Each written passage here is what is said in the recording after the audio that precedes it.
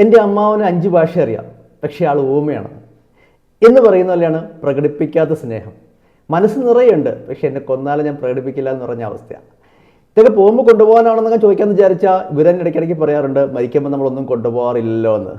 ഈ കുട്ടികളെയൊക്കെ പലപ്പോഴും കൗൺസിലിംഗ് കൊണ്ടുവന്നിട്ട് എൻ്റെ അച്ഛനും അമ്മയ്ക്കും എന്നോട് സ്നേഹമില്ല എന്ന് പറഞ്ഞ് സങ്കടപ്പെടുന്ന കുട്ടികളുടെ മുന്നിൽ വെച്ച് എൻ്റെ മനസ്സ് നിറയെ എൻ്റെ മക്കളോട് സ്നേഹമാണെന്ന് പറഞ്ഞ് ചങ്ക് പൊട്ടി നിൽക്കുന്ന അച്ഛനമ്മമാർ ഒരു സ്ഥിരം കാഴ്ചയാണ്.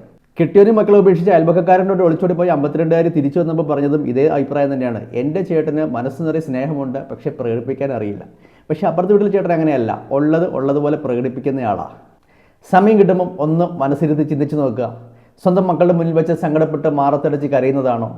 ഭാര്യയുമായി മുങ്ങിയ അയൽപക്കക്കാരൻ്റെ 10 തലമുറയെ വിളിച്ചു വരുത്തി മനംനൊന്ത് പ്രാഗി മാനത്ത് നോക്കി നിൽക്കുന്നതാണോ?